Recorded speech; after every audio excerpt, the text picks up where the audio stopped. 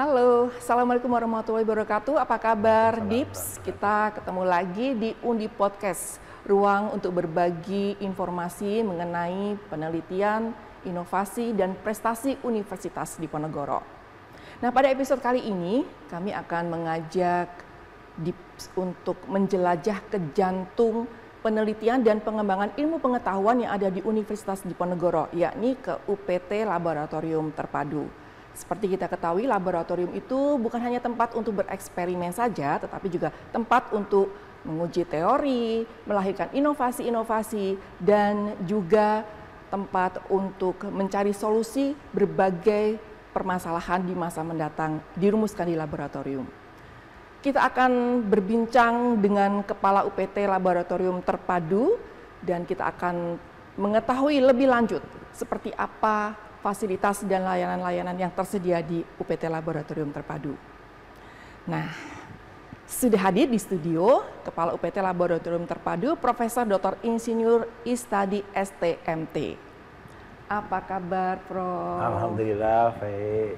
Assalamualaikum, Prof. Waalaikumsalam warahmatullahi wabarakatuh. Sehat selalu ya, Prof? Alhamdulillah sehat. Oke. Nah, pemirsa, Prof. Istadi ini sehari-hari sebagai dosen teknik kimia ya, Prof, ya, di teknik Fakultas kimia. Teknik. Oke. Ya, Dan Fakultas Teknik. Fakultas Teknik, dan Prof. Istadi ini kepakarannya adalah di katalisis plasma. Katalisis, ya? Katalisis Ya. plasma. Katalisis atau plasma katalisis. Atau plasma katalisis begitu. Dan mendapatkan tugas tambahan sebagai Kepala UPT Laboratorium Terpadu ya, Prof, ya. Betul. Ini kami pengen tahu nih, Prof. Apa sebenarnya peran laboratorium terpadu ini bagi Universitas Diponegoro? Baik. Jadi Undip itu memiliki laboratorium ya. Kalau di dalam kategori itu termasuk kategori 4 ya, di level terpusat gitu ya. Namanya UPT Laboratorium Terpadu Undip. Nah, disebut laboratorium terpadu karena di dalamnya ada merupakan gabungan ya antara ada laboratorium penelitian, ada juga pusat unggulan iptek yang di situ berkelompok dari berbagai multidisiplin ya untuk menyelesaikan permasalahan-permasalahan ya, namanya PUI, Pusat Unggulan Iptek. Kemudian juga ada laboratorium layanan pengujian atau analisis yang saat ini mungkin banyak diperlukan oleh para peneliti di Undip ya gitu. Nah, sebelumnya sebenarnya penelitian itu dipusatkan kalau tidak salah tadi Prof di LPPM. Jadi apa kaitannya nih LPPM dengan UPT? Jadi Undip itu kan punya target ya, penelitian, menghasilkan penelitian-penelitian yang bisa menyelesaikan permasalahan bangsa, kemudian bisa direcognize oleh internasional ya, terutama di jurnal-jurnal yang top begitu ya, yang flagship. Nah, untuk bisa menuju ke sana, maka harus disupport oleh peralatan-peralatan yang canggih dan updated sekarang ini gitu. Selama ini kan penelitian-penelitian di manage ya di LPPM, sehingga fungsi dari UPT Lab Terpadu itu kan jadinya menjadi supporting ya bagi pencapaian riset-risetnya Undip melalui LPPM begitu. Tadi sempat disinggung nih mengenai peralatan yang canggih. Nah, apa saja sebenarnya sarana dan prasarana di UPT Laboratorium Terpadu ini, dan peralatan yang canggih itu apa itu, Bro? Ya, jadi peralatan-peralatan yang canggih di lab terpadu ini memang merupakan bentuk komitmen Undip ya dalam memberikan fasilitas kepada para peneliti di Undip, terutama peralatan-peralatan yang up to date sekarang, kemudian yang juga canggih begitu ya.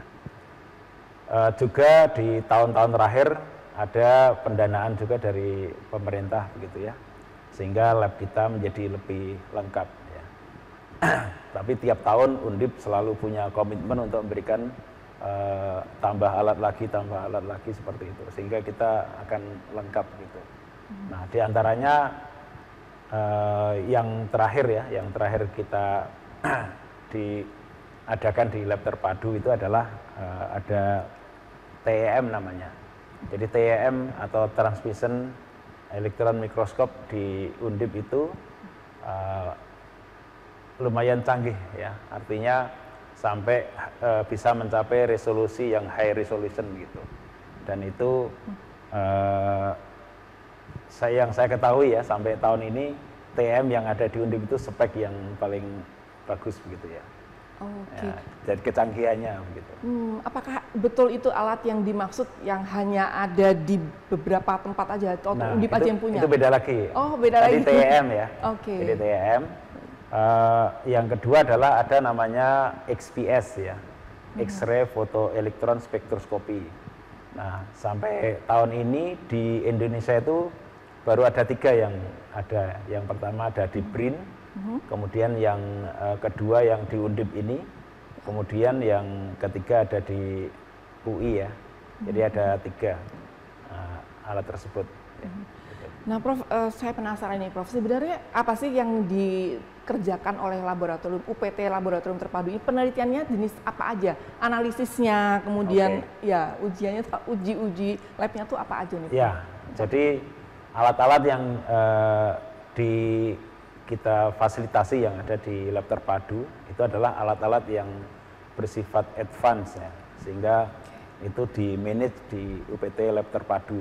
Nah, di antaranya yang ke arah advance material misalnya, karena beberapa peneliti di Undip ini kan banyak yang ke arah advance material, maka di situ ya disediakan lumayan lengkap lah untuk yang advance material, ada yang membran, ada yang thin film misalnya seperti itu. Itu difasilitasi di UPT Lab Terpadu. Ada juga yang ada AFM ya, AFM, kemudian ada juga SEM, ada XRD, ya, ada gas kromatografi, ada HPLC dan seterusnya.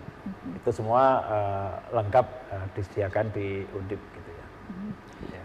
Ini nampaknya hanya untuk eksakta aja ya, Prof ya, atau bisa untuk sosial gitu? Nah, Prof? kalau memerlukan selama ini kan yang banyak memerlukan yang peralatan yang seperti itu kan eksakta ya. Makanya riset-riset di bidang eksakta kan sebenarnya costly. Costly-nya adalah perlu peralatan yang mahal-mahal seperti itu. Kalau kita menganaliskan di luar juga biayanya mahal juga per sampel kan gitu. Oh, begitu.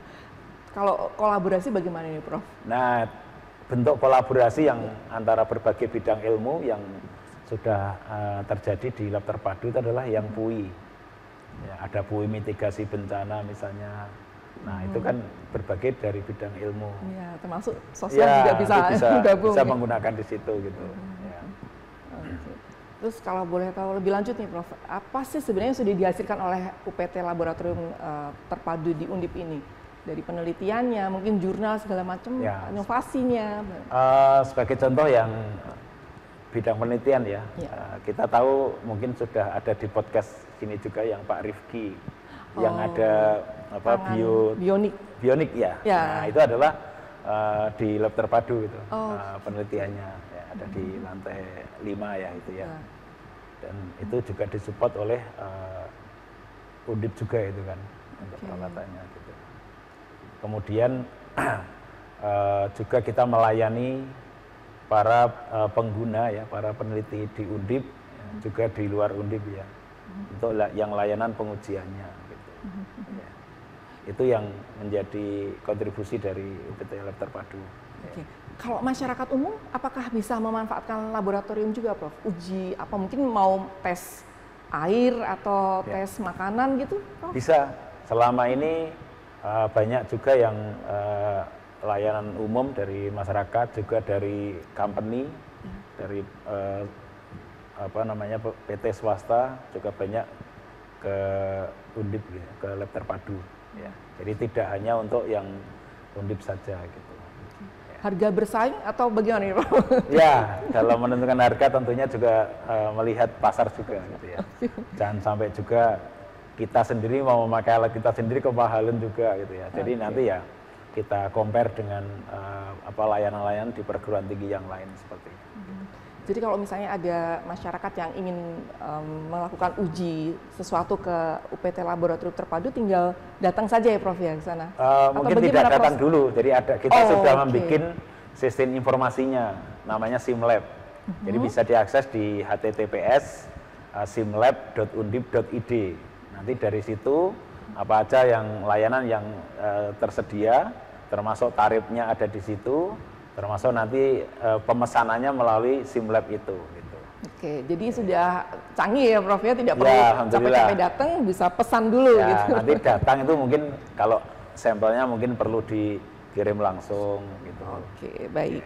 Nah, ini yang paling penting juga mengenai laboratorium itu adalah mutu. Ya. Betul ya Prof ya. Ini bagaimana jaminannya gitu? Ya, jadi laboratorium penguji itu kan sudah ada standarnya sendiri ya, namanya SNI ISO 17025-2017. Ya, jadi itu standar akreditasi internasional. Alhamdulillah UPT Lab Terpadu sudah terakreditasi berdasarkan pada standar SNI ISO 17025-2017. Jadi salah satu target utama dari akreditasi laboratorium yang internasional, standar internasionalnya adalah jaminan mutu. Jadi jaminan mutu dari hasil pengujian di Lab Terpadu. Walaupun belum semua parameter itu bisa terakreditasi ya, sudah ada beberapa yang terakreditasi. Paling tidak mindsetnya di UPT Lab Terpadu itu sudah berdasarkan pada standar ISO tadi gitu. Jadi itu jaminan mutu bagi masyarakat pengguna laboratorium terpadu. Ke depan akan seperti apa ini Prof? Lab terpadunya Undip akan dibawa kemana atau ya bagaimana? Ya, kita ke depan risetnya Undip ini targetnya mau kemana gitu ya. Tentunya nanti kalau riset itu kan ada yang perlu alat yang canggih yang kita mungkin belum punya. Nah, itu nanti bisa difasilitasi di UPT Lab Terpadu. Gitu ya. Nanti tinggal siapa yang mau mendanai nih, apakah dari Undip sendiri atau mungkin dari pemerintah ada yang pendanaan. Nah, tapi paling tidak dalam 5 tahun terakhir kemarin Undip setiap tahun berkomitmen untuk terus menambah peralatan yang kita punya gitu. Mungkin Prof Is tadi ada pesan untuk akademisi Undip untuk memanfaatkan laboratorium itu bagaimana Prof? Ya, bagi teman-teman peneliti di Undip khususnya dan mungkin peneliti di Indonesia umumnya, monggo dipersilahkan untuk menggunakan fasilitas yang ada di UPT Laboratorium Terpadu. Dapat dilihat di simlab.undip.id apa saja yang menjadi fasilitas yang tersedia dan nanti juga pemesanannya bisa online. Nah, monggo dipersilahkan. Gitu. Ya. Apakah ada layanan yang belum tersampaikan ini Prof selama diskusi ini? Barangkali selain uji-uji tadi, apakah mungkin ada layanan lain Prof?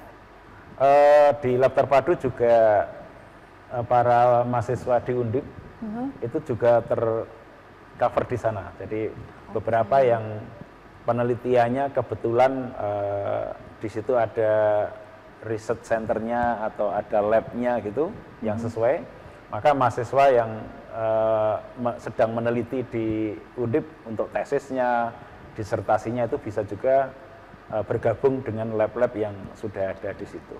Sehingga tidak hanya dosen peneliti saja, mahasiswa juga terfasilitasi di dalam UPT Lab Terpadu. Gitu. Untuk mahasiswa ini apakah ada biaya khusus gitu Prof atau bagaimana Prof kalau boleh tahu? Biasanya mahasiswa yang penelitian di situ itu kan ikut proyek penelitian dosennya ya. Nah, di situ. Sehingga nanti ya yang biaya biasanya dari proyek ya. Karena kan proyek penelitian kita kan juga harus melibatkan mahasiswa gitu kan. Nah, itu wajib gitu kan. Nah.